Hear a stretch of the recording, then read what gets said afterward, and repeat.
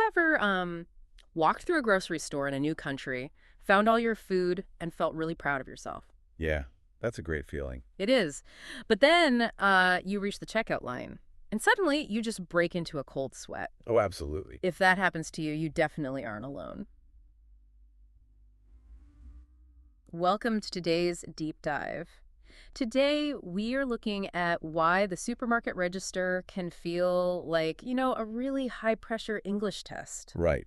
And exactly how you can beat it. Exactly. It really is a universal feeling. I mean, for many people, especially if you are living in a new country or learning English, standing in that line is a uniquely stressful moment. It really is. So today's deep dive is based on materials designed specifically for English learners. We are going to decode the essential vocabulary and explore the cultural quirks of the American grocery store. That sounds super helpful. Yeah, we're going to break down the specific phrases you need. The goal is simple, really. We want to make sure your heart doesn't race when it's your turn to pay. Okay, well, let's unpack this feeling first, because I think it's so relatable. Standing in the checkout lane really can feel like taking a surprise test in a foreign language.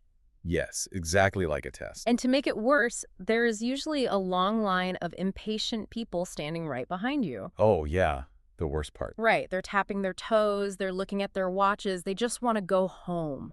So it's Yeah. a very high pressure environment to try and remember your vocabulary. It's the perfect recipe for a mental blank.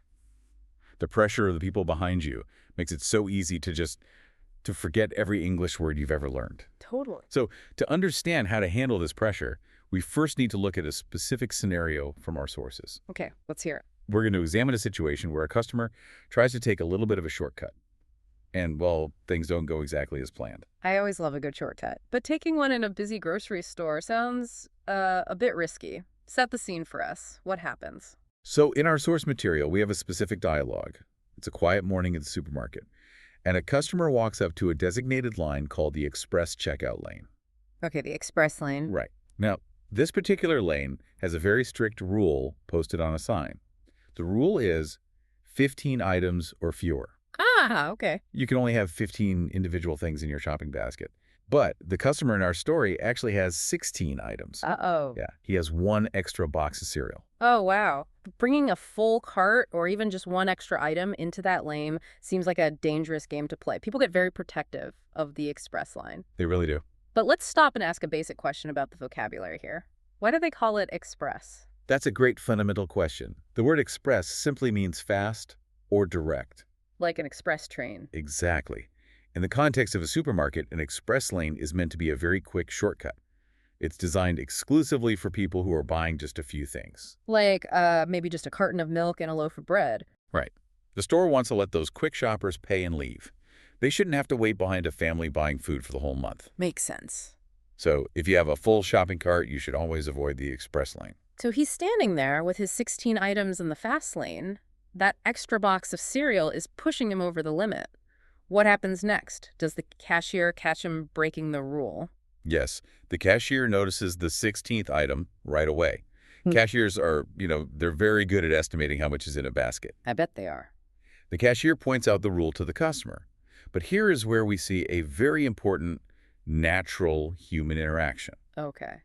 The customer doesn't get angry. Instead, he just asks for a favor. He points out that it's just one extra box of cereal, and he mentions that the store is very quiet that morning. So he relies on the cashier's empathy.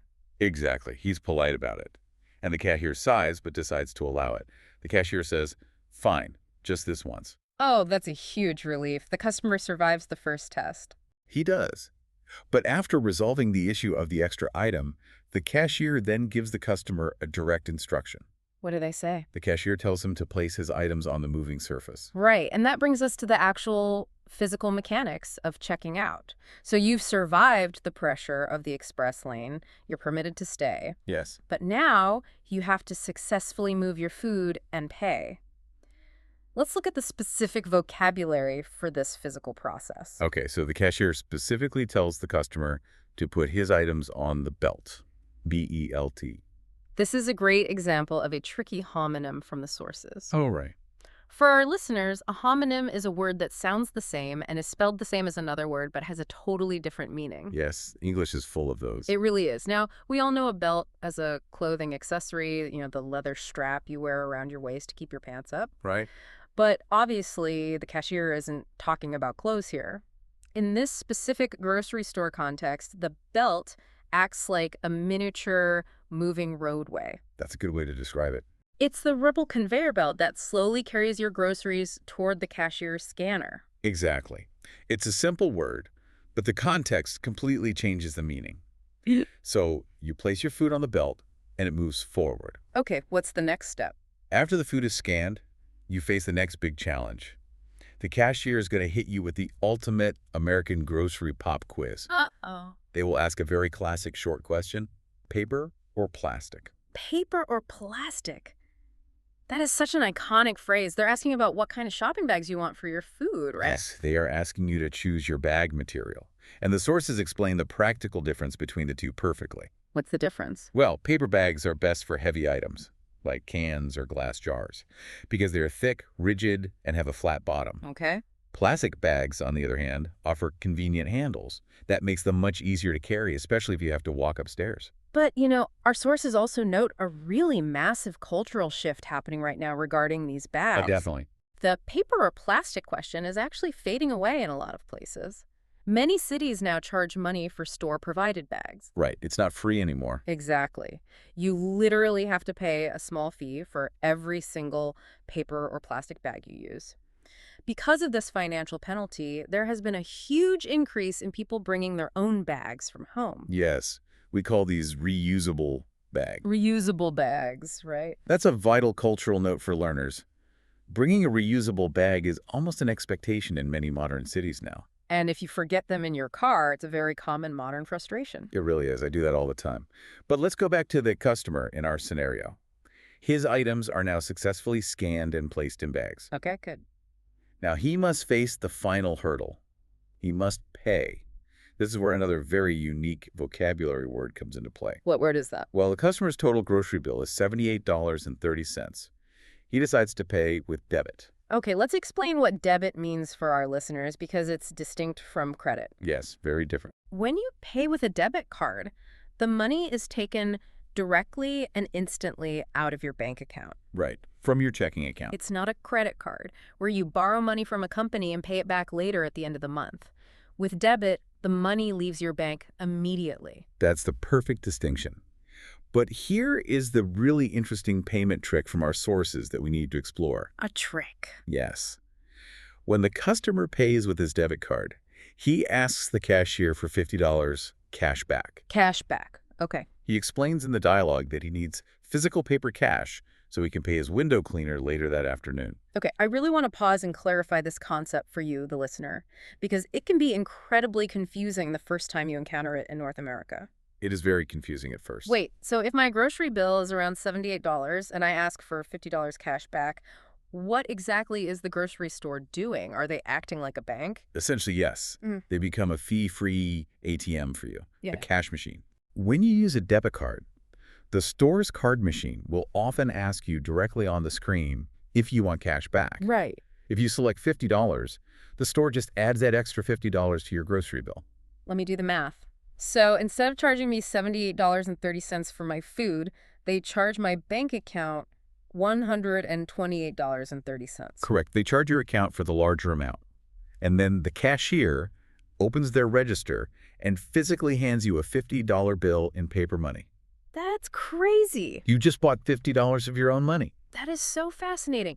It effectively turns a trip to the supermarket into a trip to the bank. It saves you from having to drive to an actual ATM just to get some cash to pay your window cleaner. It's a huge convenience. Yeah. And it's a very common practice. I see. So the physical transaction itself, putting food in the belt, choosing your bags, and using debit to get some cash back, it's simple enough once you understand the mechanics and the vocabulary. Right. But what happens when the smooth process breaks down?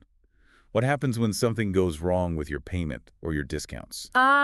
Yes. The checkout hiccups, the little moments of friction that make you start sweating all over again. Right. In our specific scenario, the customer tries to use a discount. Okay. He tries to hand over some paper coupons to the cashier. to save a few dollars on his groceries. Coupons are great. They are. But the cashier scans them and rejects them. The cashier hands them back and says they cannot be used because they expired yesterday. Expired. That is such a critical vocabulary word for any consumer to know, whether you are grocery shopping, buying medicine, or dealing with official documents. Exactly. Let's really break down the concept of the word expired. Please do. It means that a specific official timeline has run out. In the supermarket, it means the best before date or the use-by date printed on an item has passed. It's too old. Yes, because that date is in the past, the item or the coupon is now invalid. It's no good anymore. The store's computer literally will not accept it. And it applies to so many things in daily life. You can have an expired passport, which means you are legally not allowed to travel until you renew it. Right. You can have an expired discount, like the poor customer in our story, or you can even have an expired carton of milk. Exactly. The sources specifically joke about finding a gross, expired carton of juice from the year 2023 hiding in the back of the fridge. Oh, that's terrible. You definitely do not want to consume anything that is expired. Absolutely not. So when the customer hears that his money-saving coupons are expired and useless, he is obviously disappointed. Yes, he is. But I want to look at how he reacts, because it reveals a lot about conversational English. Earlier, when the cashier caught him with 16 items in the express lane, he used a very specific, natural phrase to handle the stress and ask for help. Yes, I'm glad you brought that up. When the cashier pointed out the extra box of cereal, the customer said, "Cut me some slack." Cut me some slack. This is a fantastic, highly natural English idiom. It really is. If you translate it literally, it doesn't make much sense. What does slack mean here? To understand why this idiom works so well, think of a tightrope. Okay, a rope. If a rope is pulled incredibly tight, there's absolutely no room to move. It's strict and rigid. Slack means the rope is loose. I see. So when you ask someone to cut you some slack, you are asking them to loosen the rope. You are asking them to give you a little bit of room to breathe. Our sources point out a great detail here. This phrase should be said in a pleading, gentle voice. You are asking for a favor, human to human. Right. It's not a demand. Exactly. It's an idiom that means you are asking someone to temporarily bend the rules for you, or to show you a little bit of mercy in a strict situation. It's the perfect phrase for a moment where you need someone to be forgiving. Like when? For example, outside of the grocery store, imagine your computer crashes in the morning, and it makes you late turning in a really important report at work. Oh, that's stressful. Very. You might go to your boss and say, "I know the report is late, and I'm sorry, but my computer completely crashed this morning. Please cut me some slack." It's such a relatable way to ask for a little kindness. Now, what does the customer say later when the cashier tells him the coupons are expired? Well, he doesn't argue with the cashier. He doesn't demand to see a manager. Yeah, He accepts defeat gracefully. that's nice of him. He does. He accepts the bad news by using a second, equally important phrase. He just sighs and says to the cashier, "It's just not my day." It's just not my day. I think I use this phrase at least once a week. Honestly, me too. It's a wonderful, polite way to express mild frustration without sounding angry or aggressive. When do you use it? You use it when a series of small, annoying, unlucky things have happened to you. Maybe you woke up late, then you spilled coffee on your favorite shirt, and now, finally, your coupons are expired at the grocery store. So what does this all mean for the listener? Well, when you sigh and say, "It's just not my day," it implies that you acknowledge you're having a run of bad luck right now. But you also know that it's temporary. Exactly. You know that tomorrow will be better. It's a very peaceful, relatable way to accept a bad moment, and cashiers hear it all the time. That makes a lot of sense. These phrases, asking someone to cut you some slack or admitting it's just not your day, are incredibly useful when dealing with human cashiers. They build a brief, shared connection over the struggles of daily life. Yeah. But if we connect this to the bigger picture presented in our sources, the supermarket environment itself is changing rapidly. It really is. And this shift is dramatically altering how we interact at the store. This brings us to a fascinating part of the sources, the changing culture of the supermarket. Yes. We've been talking a lot about talking to cashiers, but the sources give us a great look at how things used to be and how they are changing. They talk about the era of the bag boy. Ah, yes. The bag boys. We get to look back at how supermarkets operated in the past. It used to be a very full-service experience. It was common to see teenagers working at the end of every checkout lane. They were known as bag boys or bag girls. Okay. Their entire job was to carefully pack your groceries into bags.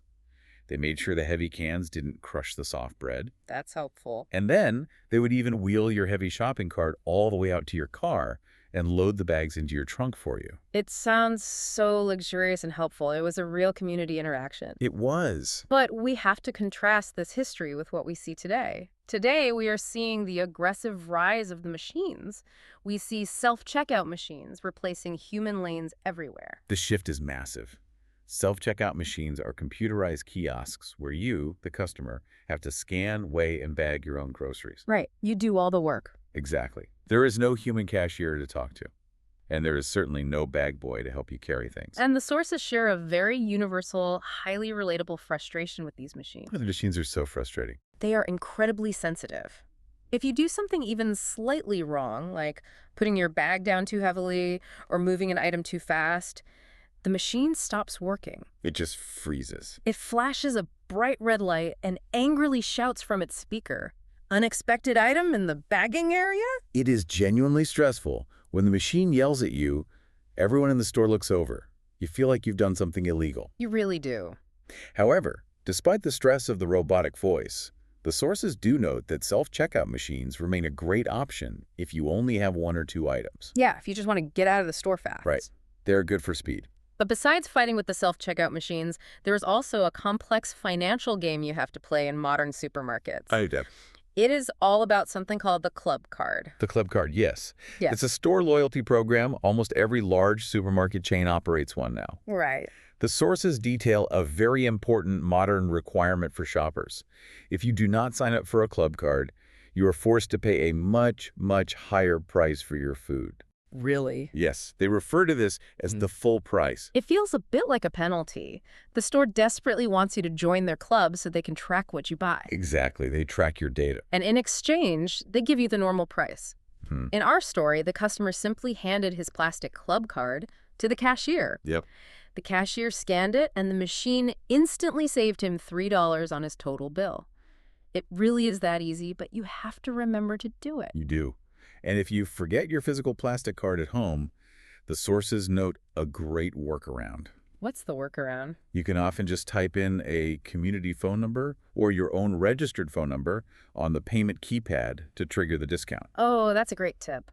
Speaking of triggering discounts, let's look at the modern evolution of coupons. This is wild. We talked about expired coupons earlier, but this goes way beyond that. This is extreme savings. In the past, people would physically cut small paper coupons out of Sunday newspapers with scissors. Right, and organize them in binders. Exactly. Now, the sources explain that entire system has moved online.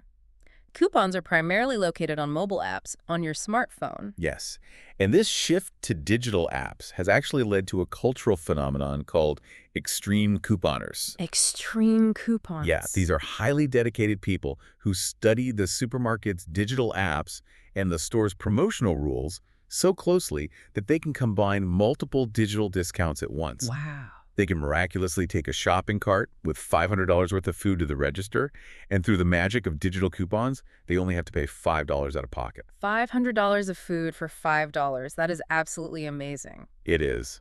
But it clearly requires a massive amount of planning, math, and understanding of the rules. It's like a full-time job. It really is. With the landscape of the grocery store constantly shifting like this, from friendly bag boys to shouting self-checkout machines, from paper newspaper clippings to complex mobile apps, mastering the core vocabulary we discussed is truly your best defense against checkout anxiety. That is exactly the ultimate goal of these learning materials. They want to equip you to handle whatever the modern supermarket throws at you. Let's summarize what we've learned today to make sure you have the tools you need. If you want to feel instantly more confident the next time you are standing in line, just remember to practice these simple concepts. Good idea. Remember that the belt is the moving roadway for your food. Know that you can ask for cash back if you pay with a debit card, turning the store into an ATM. Right. Know the difference between paper and plastic bags and watch out for expiration dates. And most importantly, if you make a small mistake, like having 16 items in the strict 15-item express lane. Just smile, use a pleading voice, and ask the cashier to cut me some slack. Exactly. Mastering those phrases will help you immensely. But, I want to leave you with a final, broader thought to consider based on the cultural shifts we've discussed today. Okay, what is it? Well, our deep dive focused heavily on the very human phrases we use to smooth over awkward moments in public. We learned how to ask a human cashier to cut me some slack when we break a small rule. We learned how to sigh and share a quiet moment of frustration by saying, "It's not my day," over an expired coupon. Yeah. Those specific idioms only work because they require another person to hear you, understand your feelings, and relate to your bad luck. Exactly. They rely on empathy.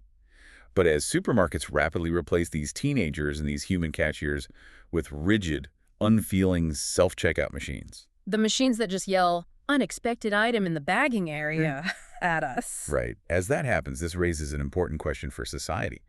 Are we losing the opportunity for these small moments of human mercy and grace in our daily errands? Wow, that really is a deep thought. When the human cashier is completely gone from the store, who do we ask to cut us some slack? Exactly. The self-checkout machine definitely doesn't care if your computer crashed this morning or if you're having a bad day. It certainly doesn't. Yep. A machine only knows strict rules, weights, and numbers.